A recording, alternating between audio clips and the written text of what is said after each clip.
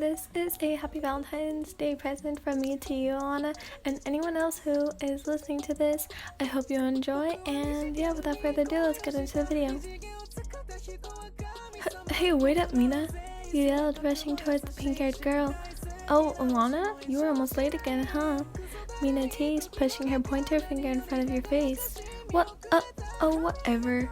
You rolled your eyes. Mina let out a giggle and pulled you inside the locker room to where the other girls were. Oh, finally, here! Shouted the utmost bubbly girl you had ever met. Ochako-chan, are you giving those to Deku? Mina asked, again pointing another teasing finger at the girl in hand. A wide blush appeared across Ochako's face. What would make you say that? The girl was clearly embarrassed, so being her friends, decided to tease her some more. Isn't it obvious? Momo shot, grinning brightly. Before Ochako could sputter anything out of her brightly lit cheeks, another one of you spoke. Yeah, isn't it obvious you like him? Jiro pushed. Ochako knew she was caught red-handed and let out a sigh of defeat. As she did, you all bursted into laughter. It's okay, Ochako-chan, Mina spurred. Ochako just huffed and shoved a small pink box of chocolates inside her locker. Come on, girls, Midnight said, rushing everyone outside. On the way out of the locker room, all changed into your hero costumes, the girls were talking about how they bought or made chocolates for the boys. You thought to yourself, boys are so annoying, why would anyone want to give them chocolate? Of course, you were not one to talk. You had bought a certain boy chocolates for school because he was my classmate. That's what you had to tell yourself, and even though you were sure enough as it was, you were not about to let it slip that you bought chocolates for someone, because though you were kind and sweet, you did have a bad temper and weren't the type to do mushy stuff like that, so if the girls found out, you would be swimming with the sharks. Instead, you decided to keep the little secret to yourself. Alright everyone, gather. Aizawa-sensei said. The class surrounded him, waiting for his next command. I know that today is Valentine's Day, and for the life of me, don't know why the school insisted on having you guys here, but we have to do something, so I want you to pair up with the most compatible person to your quirk and try out combination attacks on those dummies over there. Your eyes followed towards where Aizawa's limp arm stretched out and landed on a barricade of dummies. The class nodded and partnered up. You already knew who was the most compatible person to team up with. You looked over at the boy, with a slight tint of red spreading across your cheeks, only for it to grow whiter when he made eye contact with you. Hey, Allanah. He waved over at you. You motioned for your body to get moving, and it did. However, not how you intended. You pushed forward, but your legs did not want to obey you, so you fell. Up, though, it was more like a tip. You pushed yourself from the ground and rubbed your red nose. It only took you a while before you noticed the shadow over you. Now you were embarrassed and hurt. This was just not your day. You wanted to smack your head against a wall until you blacked out and crippled from this world. But that was not how things worked, and you knew that. So instead, you faced your embarrassment and looked up. Tokoyami's outstretched arm was in front of you, and as you took it to pull yourself up, you could hear muffled giggles from each of your friends. You shot them each a glare, making the laughter suddenly stop. Once you refocused on Tokoyami, you could hear the giggles start up again, but figured it was something you could no longer control and frankly no longer cared to.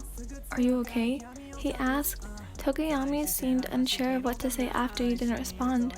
I mean, you were staring at him with a red nose, like freaking Rudolph, and probably messed up your hair.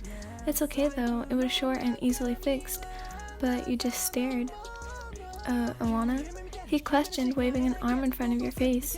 You snapped out of your dream world and finally felt the aftermath of your fall. Stumbling back a little, you grabbed your head in a fit of dizziness.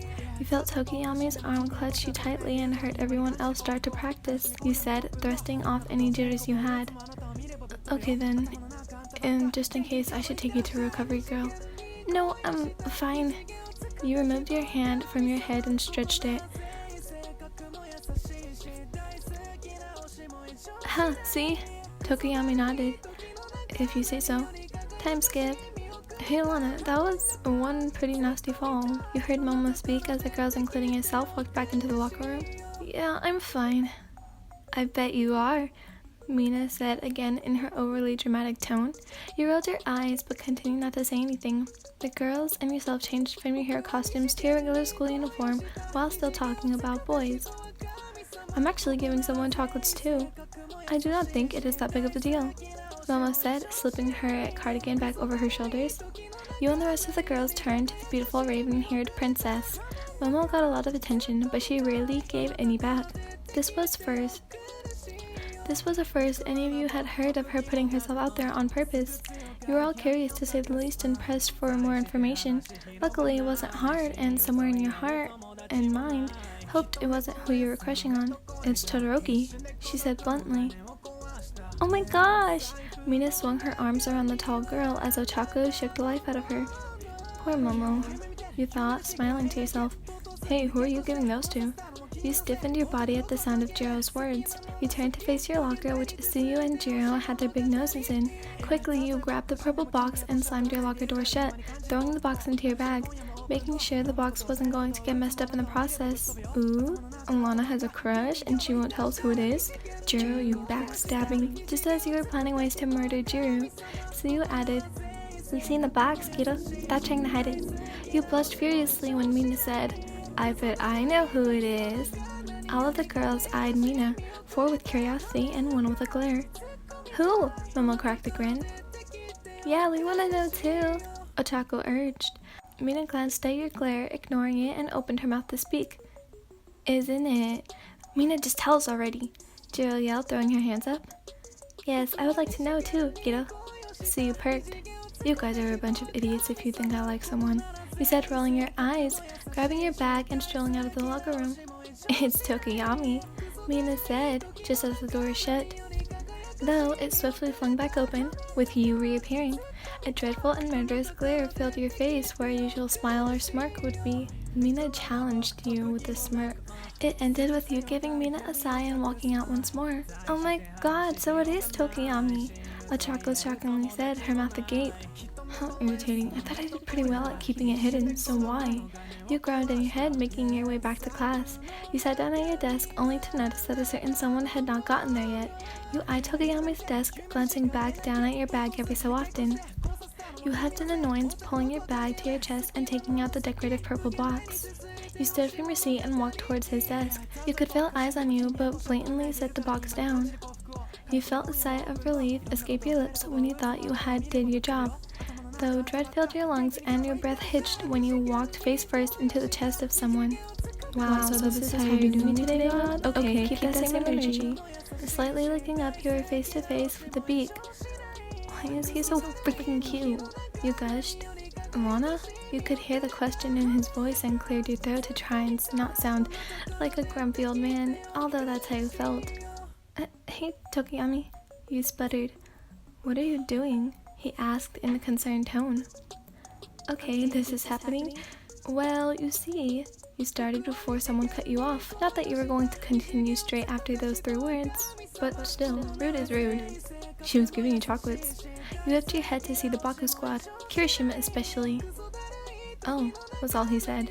Oh? You felt your heart crack a little at his words. Then I guess it's okay if I give you these without being weird, he said, pulling something from his bag. Your eyes widened when you saw a red heart-shaped box with a picture of a couple of pink roses decorating the top. You blushed as he extended his arm and you took it. It was a medium-sized box, unlike the one you had given him, which was a small, fair-sized box. You felt pretty sad and annoyed that you didn't get him a bigger box, though whenever you glanced over at him, he seemed to be smiling brighter than he ever did. As class continued, you couldn't stop thinking about kissing him, even just once, on a dare. Yes, he had a beak, and some people may find that weird, but you didn't care of such things. He was honestly really cute, and anyone with eyes could see that. On top of that, he was a kind and generous person. He was nice especially, but what drew you to him was his anger. He was like you, nice on most occasions, but mean when need be. All these things about him, and you still couldn't find the courage to ask him out. Some tough girl you were. When the bell rang, you stood from your seat along with your classmate and were about to walk out when you felt a tug on your arm. It was Tokoyami. He asked if you would stay with him for a while after everyone left. You nodded your head and walked back to his seat. You sat at a nearby desk and waited for the room to clear. Finally, there was no one else beside you and Tokoyami in the room. So, what did you need me for? You asked innocently, trying to keep your voice non-squeaky as possible. You had never been alone with him. Sure, you were partners for many things, but there was always something or someone getting in the way of an actual quiet moment alone, with just him. Allanah, he said, snapping you from your thoughts onto him. Yes? He paused for a moment, and you could tell he was trying to put together his next sentence. If you hadn't... He stopped inside. It's okay if you don't... No, I need to do this, he exclaimed calmly. Okay, you sputtered, twiddling with your fingers. If you hadn't given me the box, the chocolates I mean. You nodded. I would have never had the balls to give you yours, and he stopped again, finally making eye contact with you. He stood from his desk and pulled you from yours. Never would have had the balls to do this. He finished with a light peck on your cheek. Immediately you blushed. You couldn't stop it. The adrenaline in your veins only grew, and you knew how you were going to respond. He moved away and looked down. I'm sorry. Wait, is he stuttering? You had never heard him stutter. You were pretty sure no one had. Tokoyami, you whispered. I like you. You looked up with your words, making eye contact with the boy you had just confessed to. Those damn chocolates will be the end of me, he said, hugging you until you almost dropped dead. Woo, okay, I finished it. It was 8 pages, but I hope you liked it. Dang, 8 pages? That was long. I hope you liked it. God, I'm at 14 minutes. Okay. Again, happy Valentine's Day, Allanah. I hope you enjoyed this, and, yeah. Bye, loves, and anyone else who is listening to this. Bye, Allanah.